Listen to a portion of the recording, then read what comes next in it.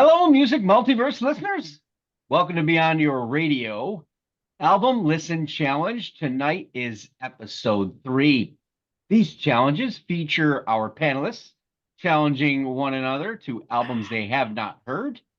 It can be they know a single from the record, but that's it. Before we get into the challenge, if you've not subscribed yet, what are you waiting for? I promise it's big music fun. If you have subscribed, geez, Louise, I don't know what to say, but thank you for taking the music time to walk with me every day.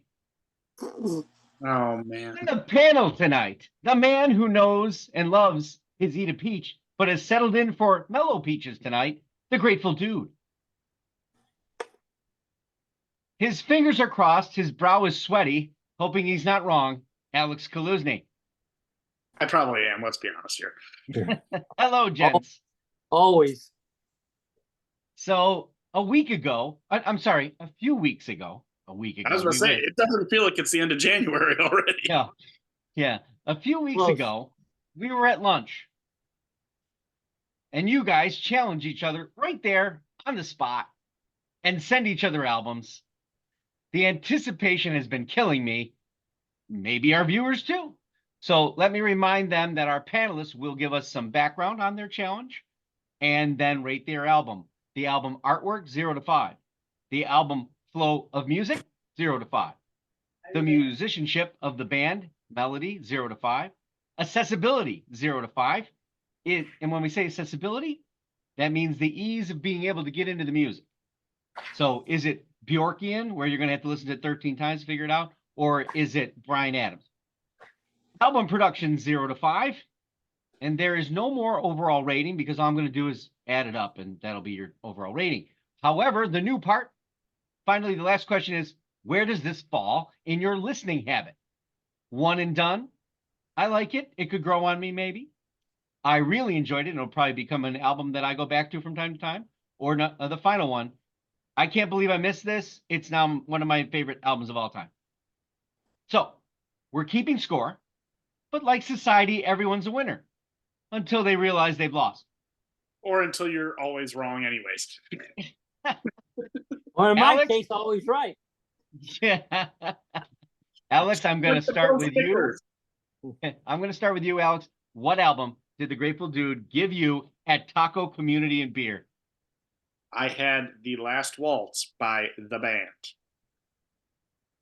Little did I know that I did not know if I even had the right album because there had been so many different productions of this, from video form to a 2002 release to a 78 release to I think there's another one in there too I'm still forgetting, that was just I think the film, the concert, the film, and 2 releases. So that's figured out that I ended up doing the 2002 release.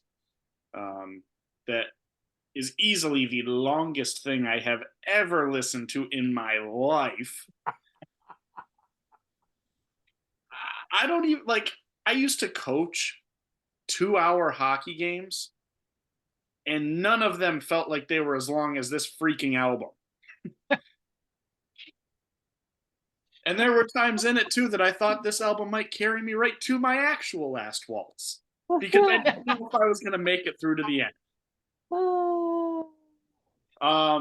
No, I caught myself off guard because I know this is a little bit of not what we typically do with the greatest hitsy type. I know this fit the theme of a big conglomerate last concert.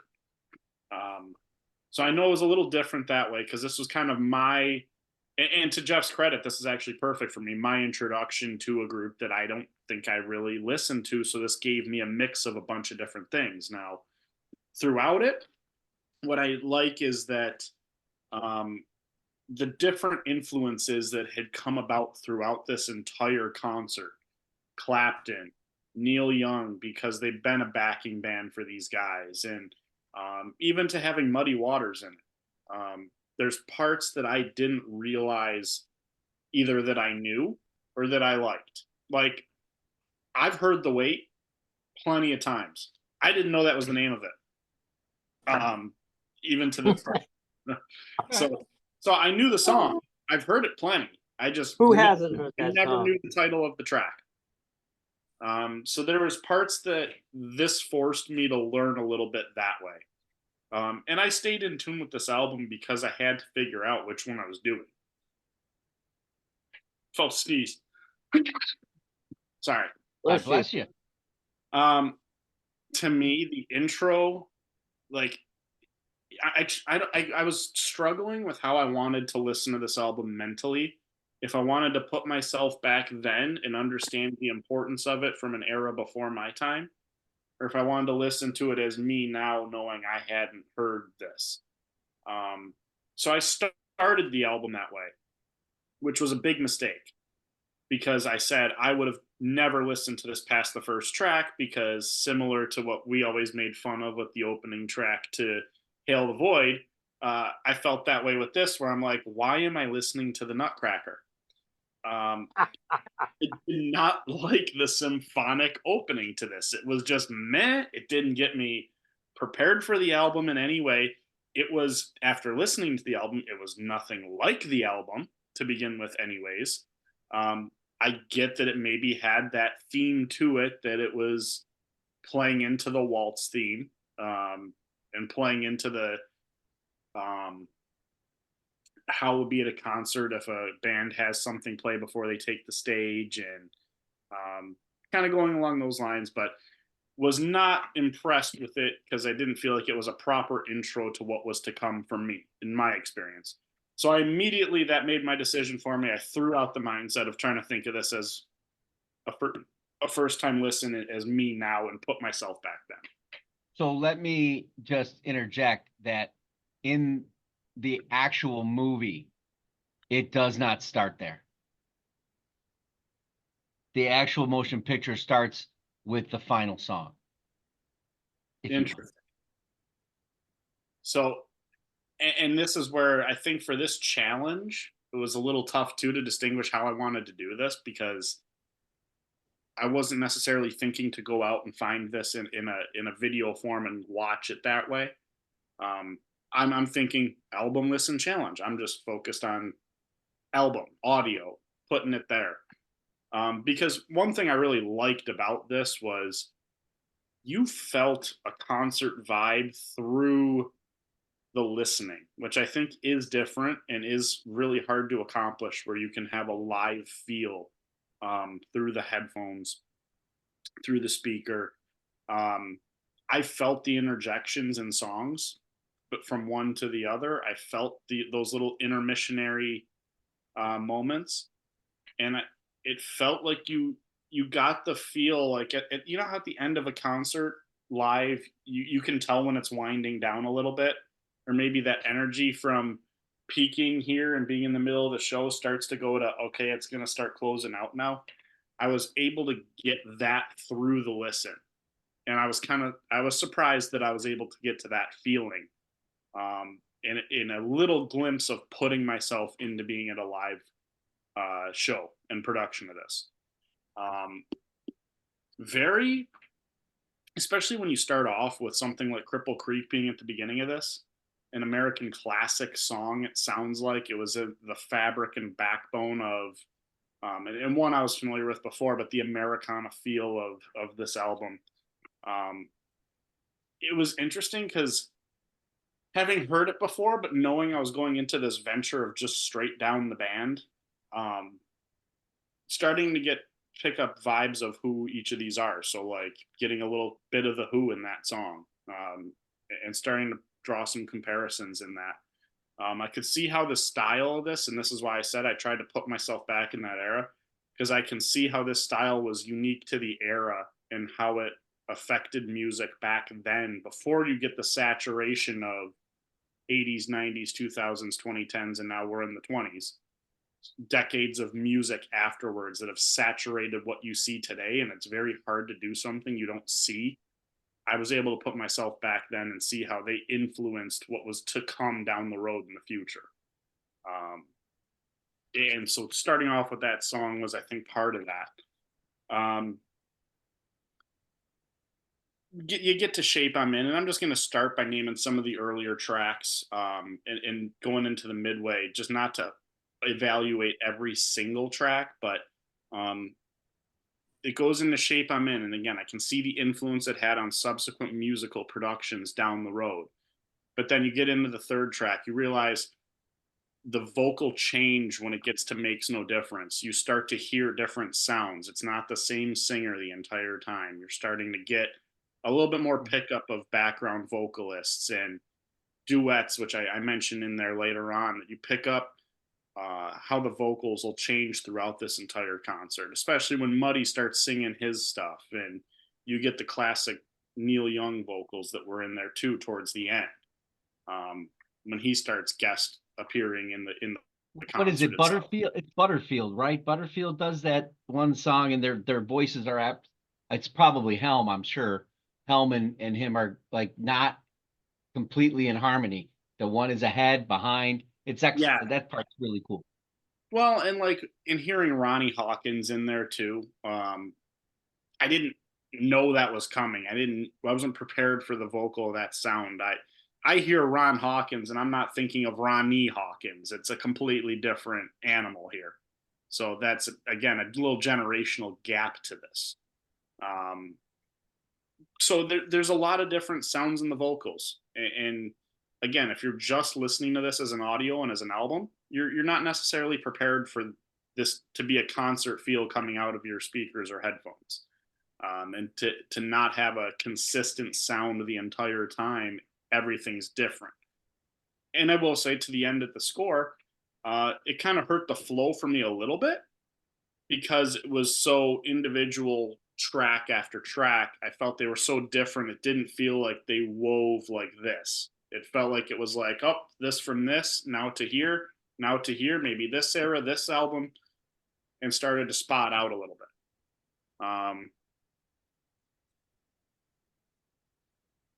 There was a more complex distinction to those backing vocals. I mentioned that. I thought there was really decently individualistic standout guitar licks throughout this, especially started to show out through here. Different Mhm. styles were coming in, different people doing different guitar areas. And it got jammy, which I liked. I thought it was good to start to hear them improv a little bit and start adding on to each other that way. Loved seeing a horn section added in. I'm starting to realize I gravitate to that, whether it's stuff coming out now, like with the Arkells, or now going back even as far as this and hearing some of that stuff added in. Who Do You Love? Lost me on the first track with that. That was the first track that kind of lost me in it, where I'm like, didn't move me, didn't feel any sort of way as I'm listening to it, trying to get into the lyrics, and then I feel an effort getting put in. It's not effortless of a listen for me. Life as a Carnival was enjoyable. I liked that there was a celebratory vibe to that, conveyed the feeling of the title of the track well. Fits a soundtracky opportunity for the future for that band that was to come one day. I could see that fitting in somewhere. And again, putting myself in that era and wondering where it could go from there. Could have been a final song for them, honestly, that they could have used that towards the end if they wanted. And maybe they did. I'm starting to realize the order was very hop around in there too, based on what production came out. Like you said, the concert film itself starting with the last song type of deal. Yeah. Such a Night, like it just put me in like a Billy Joel type mood. The piano room sound, again, total sound switch to the concert. Didn't see us going from these nice guitar licks and duets and vocals to now you're hitting a completely different vibe, and that's where I said the flow switched up a little on me. The Wait, I referenced, knew the song from before, had no idea it was the title. Iconic song. I started to tune out a little bit, getting into New Orleans and Wheels on Fire, where the flow was starting to get to me a little bit. But Wheels goes back to the theme. The vocals became more spoken rather than sung.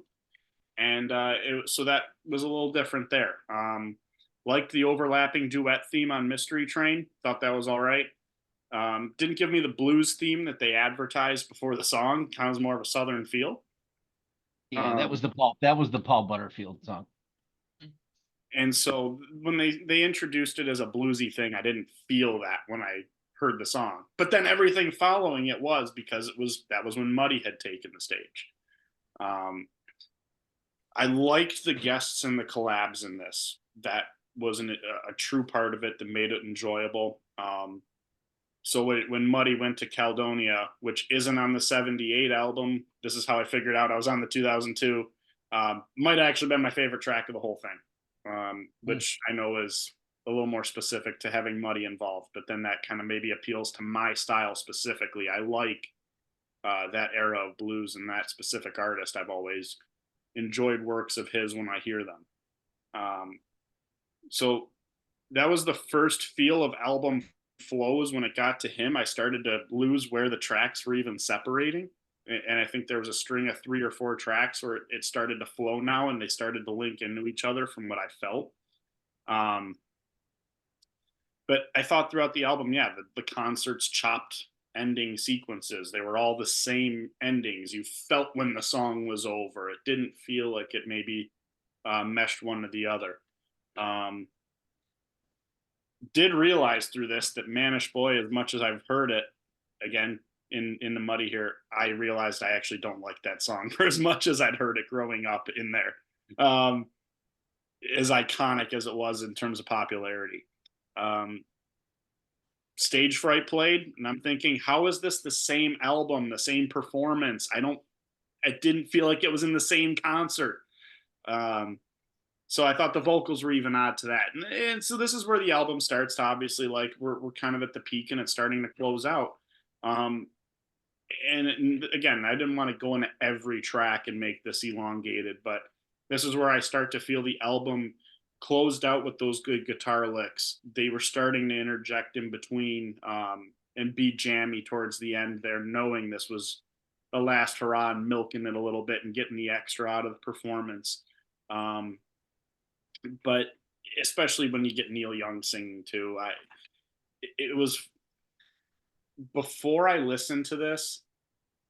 I'm trying to remember what song I had heard where he was singing, and it just made when he took the mic stand out that much more, because I knew it was him, and I'm just glad that I accidentally heard one of the songs on the radio prior to re-listening to his voice in this. So, All right. Going into the scoring, the artwork, the artwork is the artwork. I didn't really put a number on this beforehand. I kind of took note of it, but it's simple. It gets right to the point. It's not extravagant. If I could give it because we're out of 5, if I could give it a straight down the middle 2.5, I would. I'll just give it a 3 because it accomplishes the job. I'll give it the even number that it is. Flow's going to take a bit of a hit because there was elements of it in there, but it being a live concert and having its defined endings and hopping around to different parts of their existence, I'll give it a 2 for the flow part. The musicianship, especially when you add in the guests that were interjected and that this is a musicianship band, I will give that a 4 because the musicianship maybe isn't necessarily always for me on this one. But there were definitely parts of it that I really enjoyed. It's not going to get the perfect 5, but it was high up there. Accessibility. I'll give that a 3. Because there's parts that can lose me and there's parts that it can continue. The album production. Can I give that? I'll go 2 because I like the creativity of how they did it, but I had such a hard time finding which version I was going to listen to. So there was too much production in there in the sense of how much they had to retouch it, what tracks were in there, having the different versions and whatnot. And I know that's not necessarily the concert's production per se, but the different variations kind of hurt that for me. With that, but where it's never going to be at the very bottom for that for me is that for a live concert I did feel into it, and I did feel that I was I felt the mood of the concert and the flow of it and stuff too. So again, not at the very bottom, but it takes a little bit of a hit from the way that it came out and how it was able for me to listen to in that sense.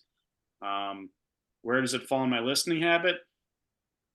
I don't know that, and maybe this is to my generation. I can't listen to things that are that long so much, and with my attention span and whatnot too. I can find that if I tried to listen to something for a longer duration, more likely to get interrupted somewhere in that, and it's harder to pick it right back up and continue it. So this might be more of a one and done for me. But that doesn't mean that I'm never going to hear these songs again. And I think that's kind of where I felt throughout it, that I can hear these songs as singles and one-offs better than I think I can hear them in an album flow. Just given how they have a defined start, defined end, and everything in between, just they do what they do. Rather than it doesn't need to be linked to another track or whatnot. So I could definitely see myself hearing single tracks out of this, but never something that I'd revisit for the whole thing right away. Okay. Yeah, I don't think you'll hear these. They don't play the Last Waltz in track format. You know what I mean? This is like a Not very motion. often, no. No, this is one the where original songs are played. I mean, you think "Helpless" is Neil Young's song. I mean, right. several of the songs are not even theirs, right? So, Right. but And actually, from- just a couple things. First of all, this was not a live concert. It may sound like one. It did. This was all recorded in a studio. Really? Absolutely. It was made to sound like a concert. See, now that's maybe where I would adjust the album production score and bump it up a point. Yeah. Plus, when I on sent that, you I'm when I learning. sent you the album, I said 1978 on it. You might have missed that. I did miss that. Yeah, I said 1978 because I knew there were so many renditions, and I hope you didn't go down that dark road you went down. Because compared to the album you sent me, which was a small building, you happen to climb the Empire State Building. That I have heard that the 2002 version, and I can't handle it. So hey, you know, a novice like you to this kind of music, gee. But the reason I gave you this album before you got on, that was the only one I use YouTube to find things. I don't have a streaming service that I use, and that version they didn't list which one, but that was the only one I could find because it had all the tracks expanded. Right, it had too many tracks is what happened, but I gave you the album because it's one of my favorite albums in the world, always has been. It has one of my number one songs, which is "The Weight," which everybody has heard, you know. But if you would have listened to the shorter 78 version, you're not going to get all the guest stars that you got listening your what I call the expanded album. But I think what was nice about having that and having all those guests in there is it made me understand the band a little bit more. And just but you didn't get the exact. The thing is, if you listen to that version, you might have a different opinion of things because it's when you go into sensory overload, which is basically what that album would do for you. Okay, it's hard to sometimes to be able to listen to things objectively. 100%. I'm not saying I can definitely see where that has an impact. I agree with you there. But even as I'm looking here too, I've got you guys on a split screen with my thing. After the first two tracks, the track listings between 78 and 2002 are also completely different. Oh yeah, that's why I gave it to you. 2002 was made to make money.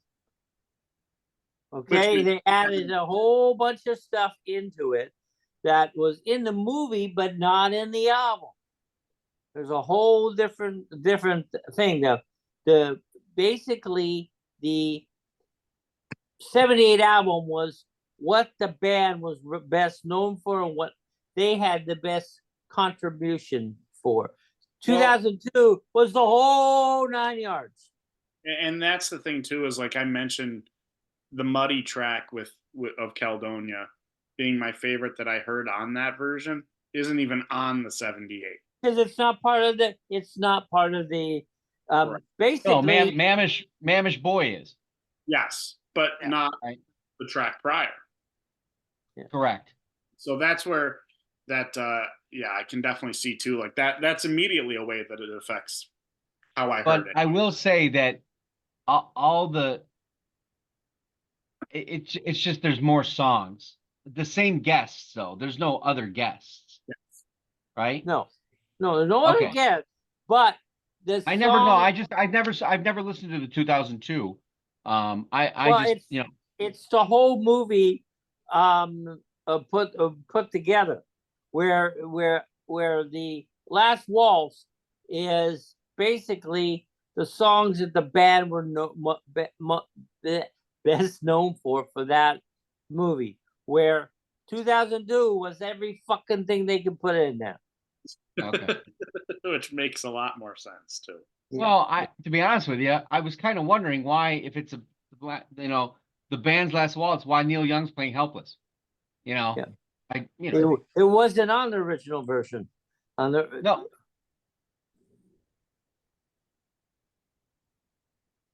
Yeah, it is. Was it? Hmm. I don't have it in front of me, but Track 4. Yep. Yeah. Which was track 19 on the version I heard. right. Well, that's when you were going on. I'm like, why is his later? What? Okay. Yeah. Okay. But anyway, I I will tell you this. I watched the movie again yesterday because I couldn't sleep at 3 a.m. And it's funny how the one thing that stood out to me completely and utterly that I never caught before, because maybe back when I heard it the first time it was more about their stuff and their sound. No, that's not true. Is the piano, the part with what's his name? Grabs. Oh Christ. Okay, why can't I remember his name now? It's terrible. Garth Hudson.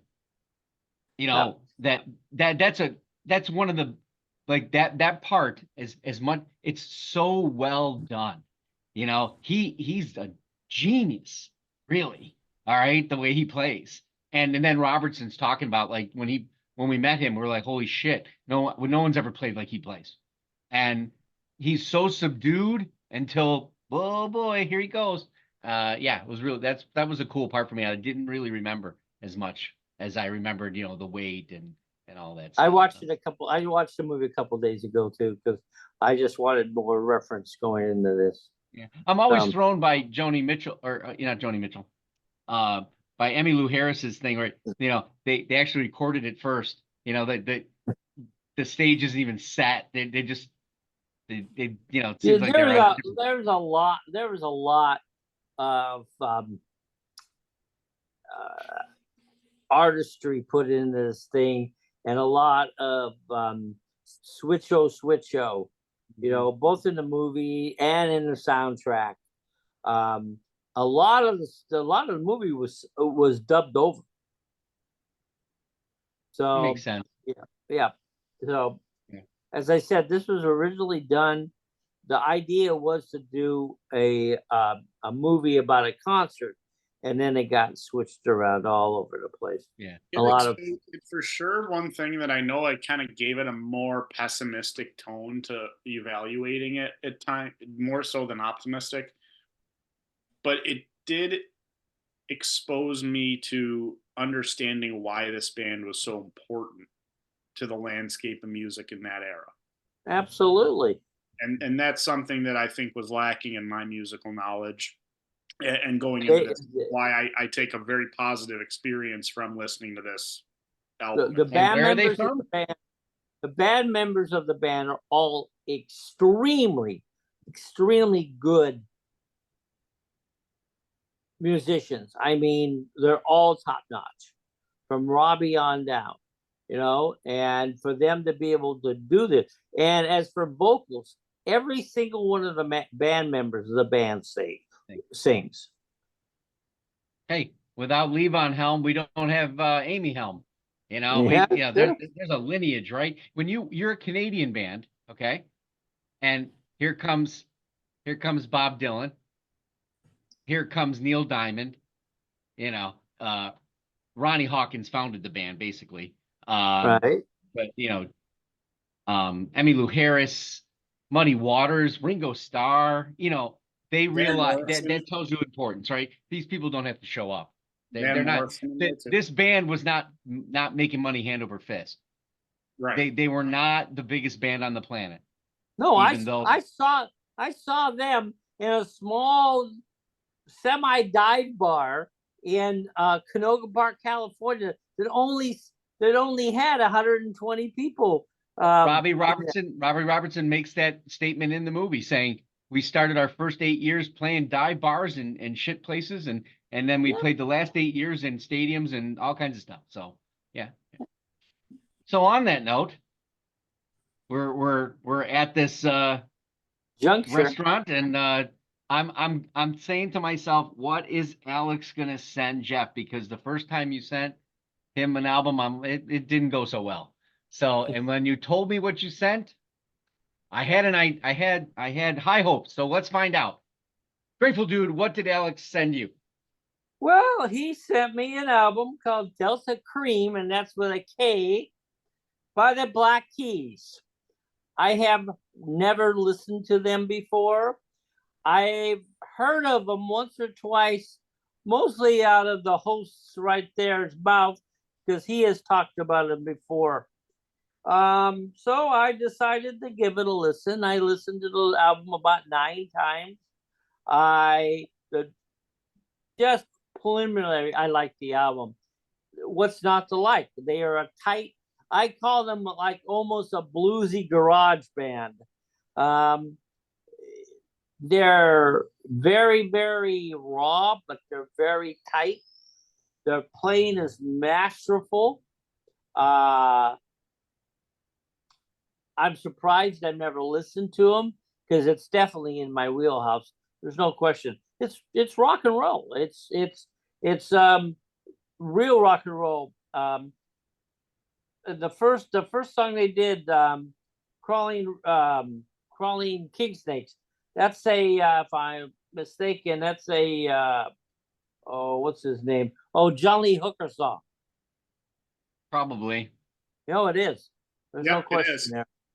Yeah. Johnny is a John Lee Hooker song, and I recognized it. Wow, they're pulling this off. Yet his guitar playing during this thing was just absolutely wild. It's a 6-minute rendition of a 3-minute Johnny Lee Hooker song. So that started me off. I go, wow, this is really, really good. I did not find any song I did not like. They all seem to be in the same nature.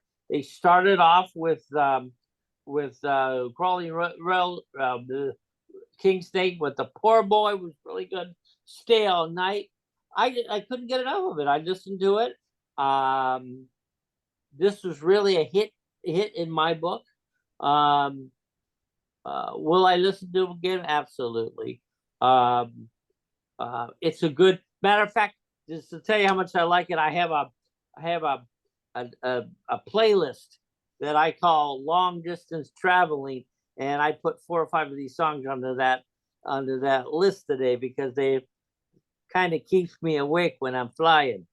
So Mark, remind me of the categories because I always forget. Okay, so first of all, the artwork, if you will. Artwork, I'll give a 3. I still think I know where this place is, but I'm not going to say. It reminds me of this outside of New Orleans. There's a barbecue place that looks just like that. So I'm just wondering if that was it. So Album give it Flow. This is a band that takes Southern influence, so it could be. Flow of 4. I mean, the flow was good. Could have been better. There's a couple of songs I like to switch back and forth, but no, it kept me in the mood from first to last. I was intrigued. Yeah, I kind of got the, and this was on a list back when it released. I kind of thought that they gave you the surprise at the beginning, and then the rest, there was no surprises, but it was all really good, Oh yeah, I think the first song is one of the best songs on the album, and so they started with their best. It didn't go downhill; it just stayed nice and level. Yep. It was Yeah. good. I was very impressed. Go ahead, Mark. Musicianship.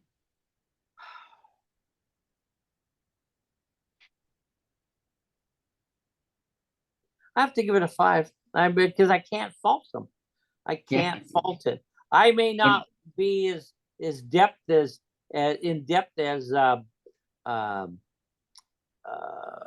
some people on this, or as Alex is on this, but you couldn't get much better. Period. No, yeah. Well, I'll talk in a second. Accessibility. 4. Yeah, it's pretty accessible. Well, I guess it really depends on, if you're into the Southern style of blues, And you right? know I am. So there's Yeah. Yeah. Well, the minute he said what album, I'm like, God, I don't think I could have picked a better one. Production. I fault the production here and there. I've heard some mistakes, I think, slightly. So I'll give it a 4. Can't go perfect on it. Yeah. That's a nice 20.